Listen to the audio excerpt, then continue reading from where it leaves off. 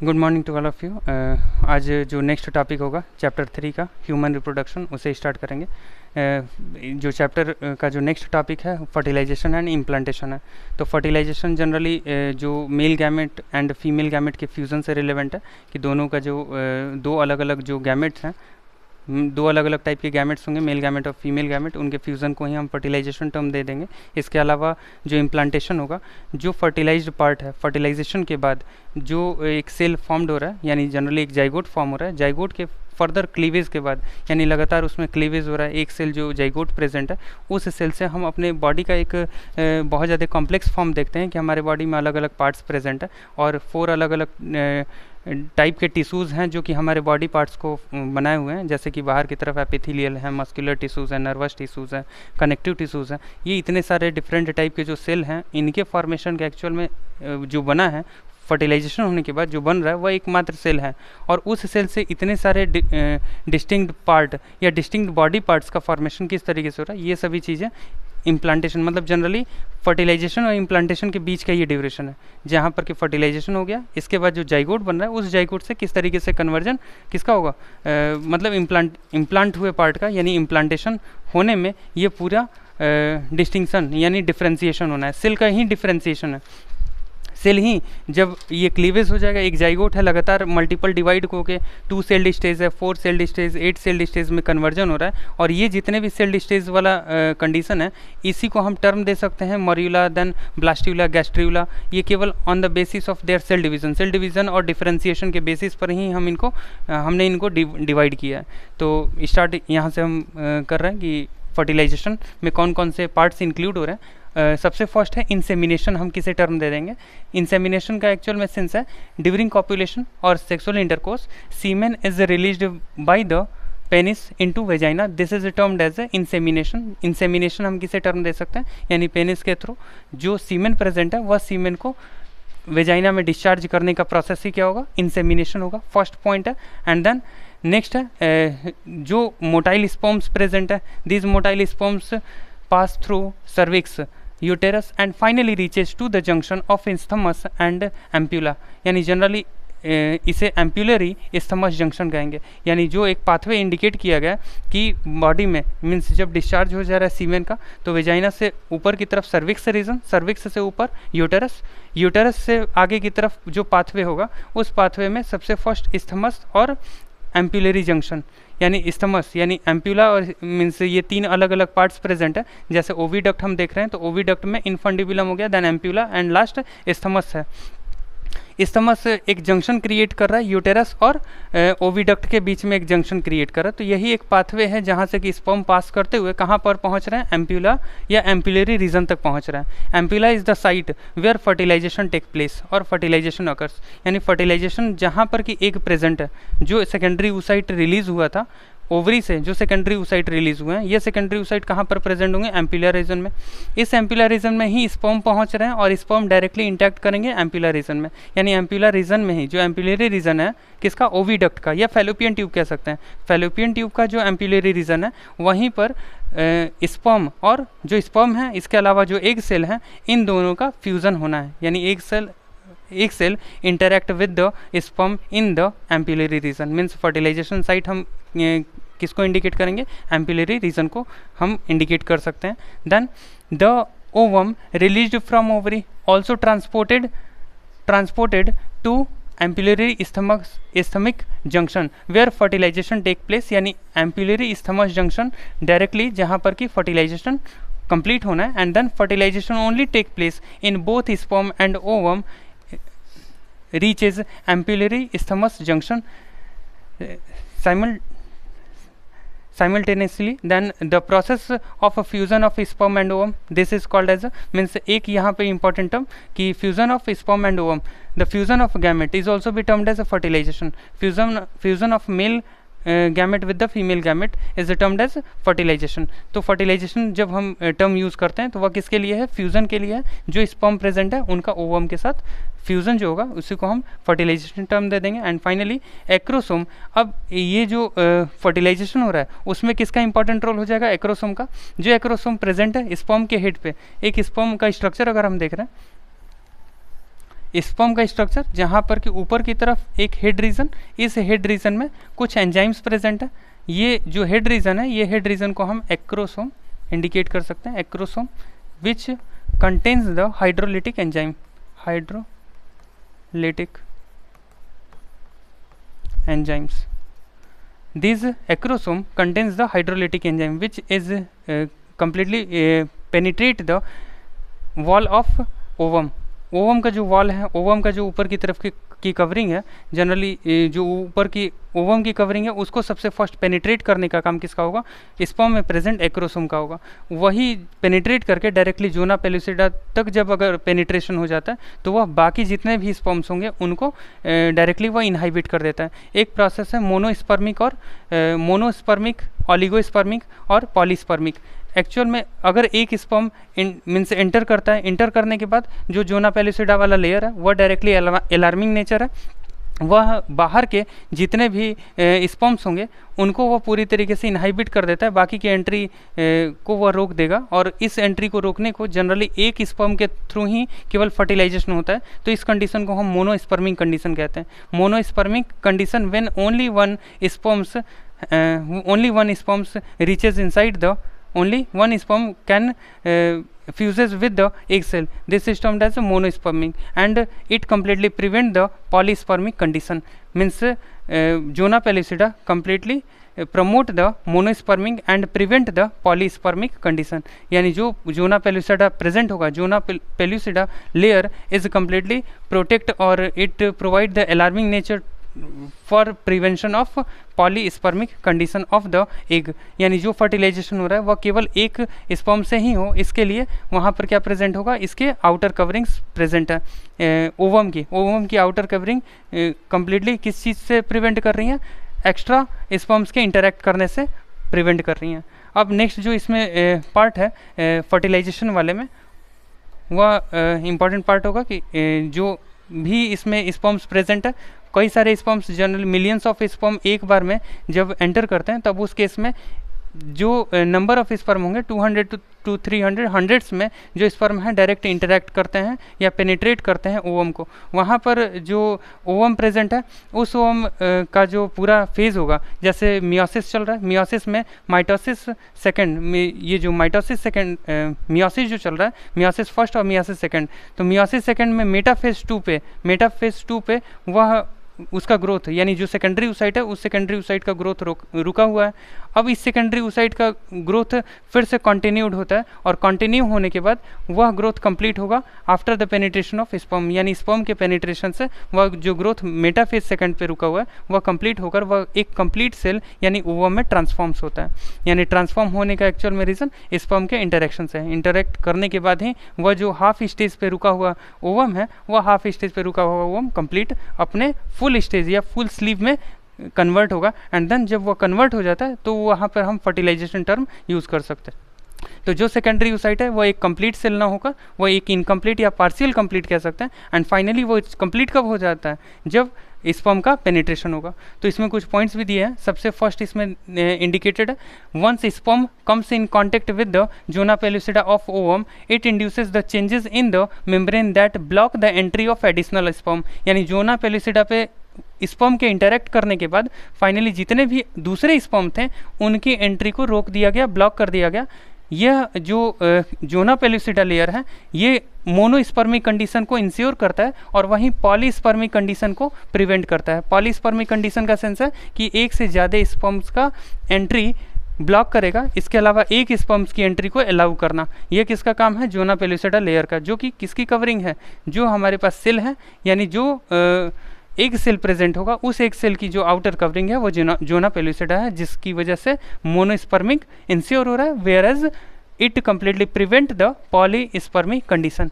Then only one sperm fertilized with one ovum and then entry of sperm into ovum induces the ovum to complete its second meiotic division of secondary oocyte. And finally जहाँ पर ये sperms की entry होती है तो entry करने के बाद ही जो फेजेस यहाँ पर रुके हुए हैं वह फेजेस कंप्लीट होंगे और फेज कंप्लीट होने के बाद वह फाइनल एक ओवम में ट्रांसफॉर्म्स होता है। यानी जो सेकेंडरी oocyte था वह सेकेंडरी oocyte किस में ट्रांसफॉर्म हो जाएगा?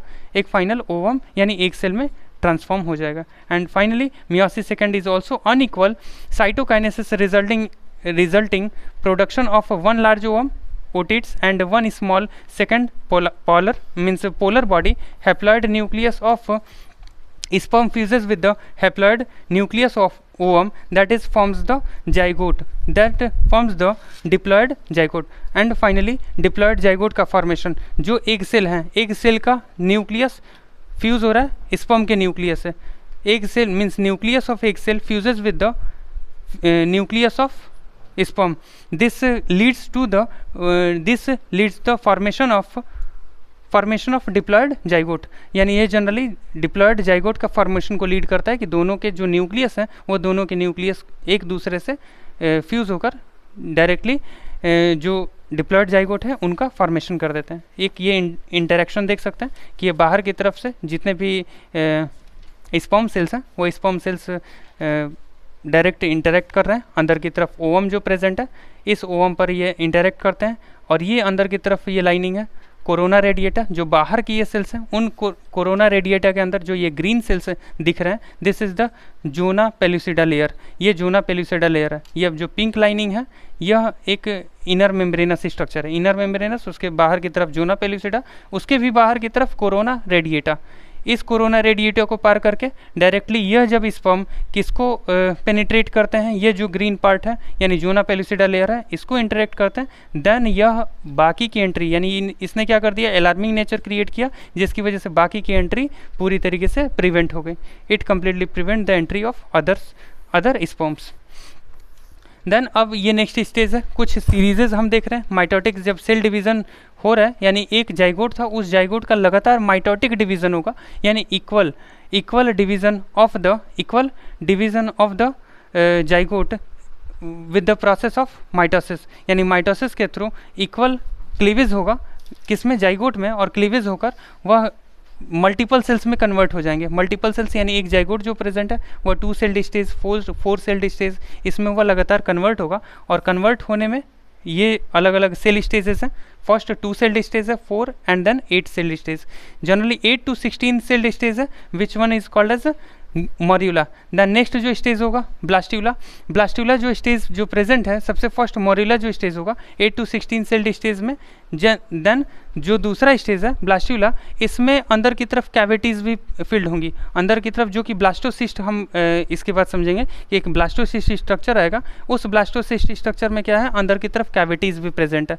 उस ब्लास्टोसिस्ट कंटेनिंग स्ट्रक्चर को हम ब्लास्टोसिस्ट टर्म दे सकते हैं। And finally gastrula, in which the gastrulation process occurs. And then what is the means of gastrulation, the differentiation of the inner cell mass into ectoderm, mesoderm and endoderm. यानी ectoderm, mesoderm and endoderm, ये 3 अलग अलग germ layer का जो inner cell मास है, उस inner cell मास के differentiation को हम गैस्ट्रुलेशन कह रहे हैं। तो gastrula is the process in which differentiation occurs. And finally ये अलग अलग जितने भी स्टेजेस है, ये स्टेजेस किस चीज़ को इंडिकेट कर रहे हैं, this stages completely indicate the transformation of the cell. यानी सेल का ट्रांसफॉर्मेशन, जो सेल हैं वह ट्रांसफॉर्म्स हो रहे हैं, मीन्स लगातार क्लीवेज हो रहा है, क्लीवेज डिवाइड कर रहे हैं, डिवाइड करके नंबर ऑफ सेल्स इंक्रीज हो रहे हैं, हंड्रेड्स ऑफ सेल के बंच में कन्वर्ट हो रहे हैं। एंड देन फाइनली उनमें अंदर की तरफ कैविटीज एंड सेल का differentiation. And all the differentiated cell also functions to forms the different parts of our body. हमारे बॉडी की जो अलग अलग पार्ट्स हैं, ये जो सेल ऑफ जो डिफरेंशिएशन हुआ है, जो सेल के बंच थे, उन बंच के थ्रू, यानी जो हमारे पास अलग अलग एक्टोडर्म, मेसोडर्म या इंडोडर्म, जो हमारे पास अलग अलग लेयर्स मिल रहे हैं, इन सभी लेयर के थ्रू डिफरेंट बॉडी पार्ट्स का ओरिजिनेशन होना है। यानी यही जो अलग अलग जो जर्म लेयर्स हैं, these germ layers completely responsible for the formation of different type of tissues of our body. यानी ह्यूमन्स बॉडी में जितने भी ये 4 अलग अलग डिफरेंट काइंड के जो टिश्यूज़ हैं, इन्हीं तीनों जर्म लेयर्स के थ्रू बनाए जाएंगे। जो जर्म लेयर्स किसके थ्रू बन रहे हैं, गैस्ट्रूला यानी गैस्ट्रुलेशन प्रोसेस में बनेंगे। जो गैस्ट्रुलेशन प्रोसेस में डिफरेंशिएशन होगा, उसी डिफरेंशिएशन के थ्रू बॉडी में डिफरेंट टाइप के टिश्यूज़ का भी फॉर्मेशन होना है, यानी जनरेशन होगा। देन अब एक एक करके इन पॉइंट्स को हम कवर करेंगे। सबसे फर्स्ट यहाँ पर स्टेजेस दिया हुआ है। फर्स्ट हमने देखा यहाँ पे स्टेज, यहाँ ये ओवम का स्टेज था, यानी एग सेल का।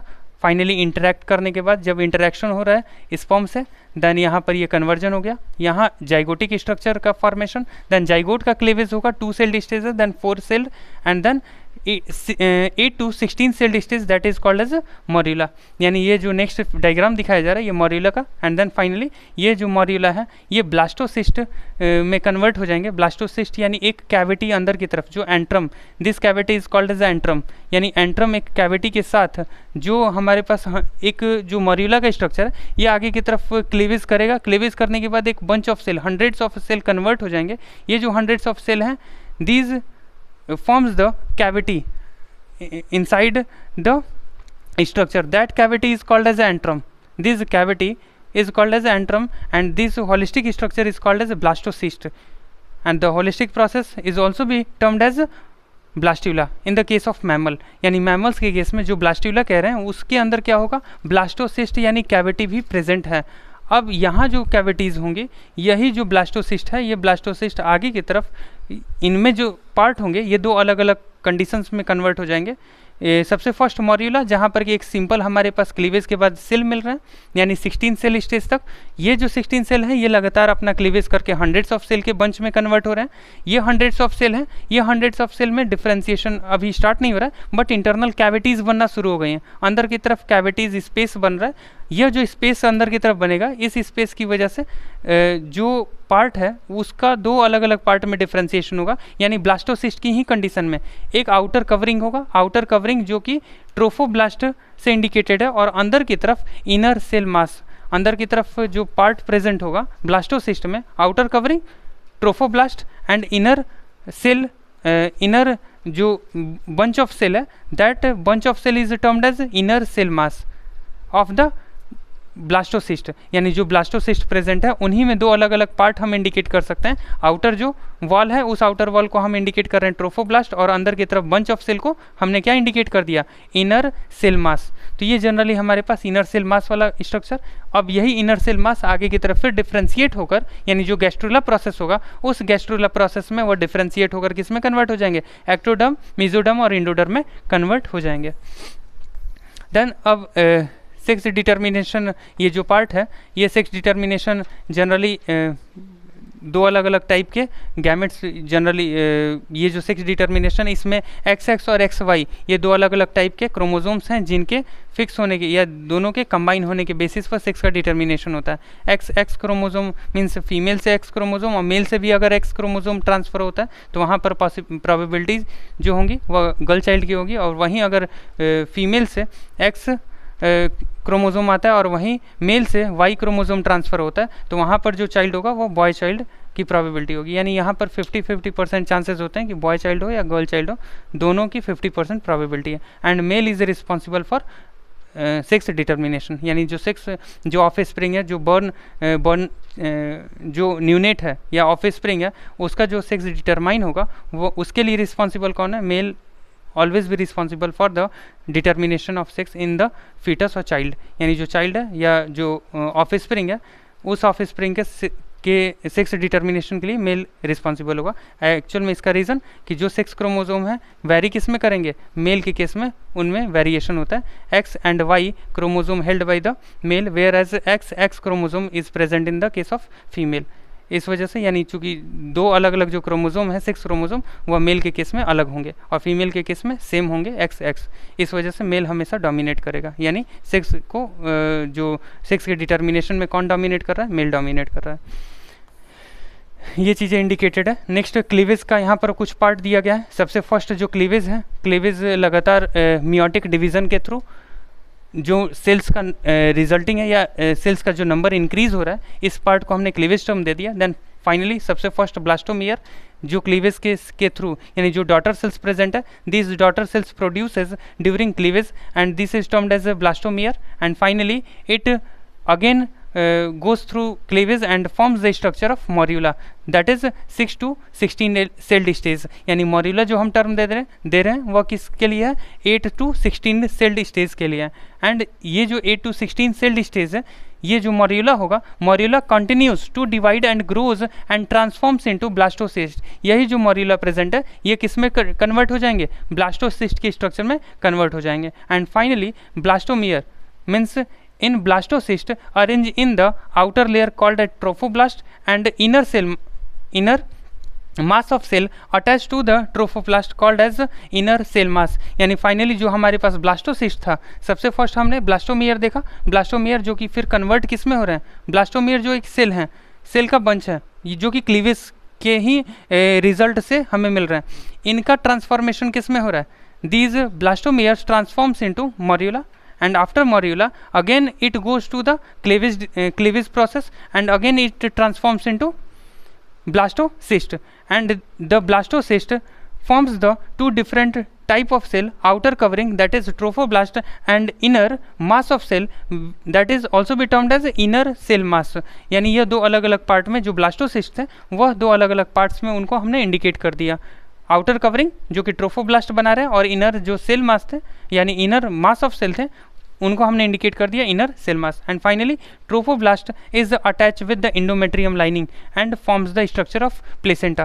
प्लेसेंटा किसके थ्रू बन रहा है, जो इनर मास ऑफ सेल था, inner mass of cell, inner mass में कह रहा हूँ, बाहर की तरफ ट्रोफोब्लास्ट प्रेजेंट है, जो ब्लास्टोसिस्ट है उस ब्लास्टोसिस्ट का बाहर की तरफ का covering trophoblast, these trophoblast attach to the endometrium lining and forms the structure of placenta.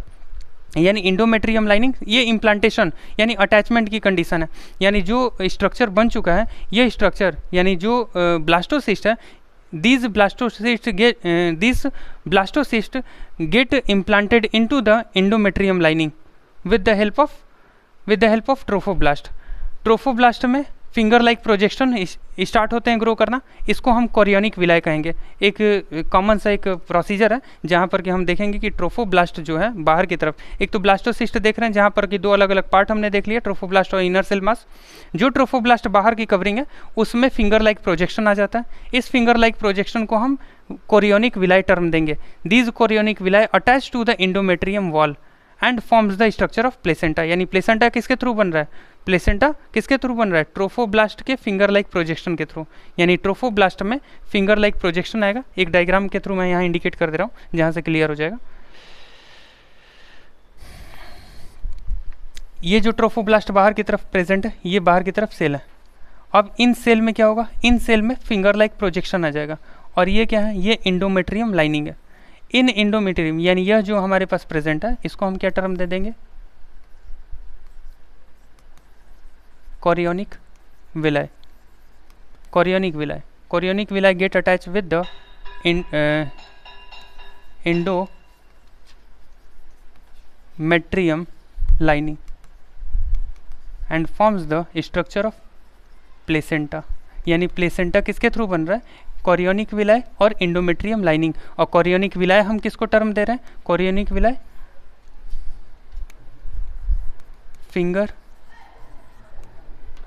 Like outgrowth, finger like outgrowth of finger like outgrowth which arises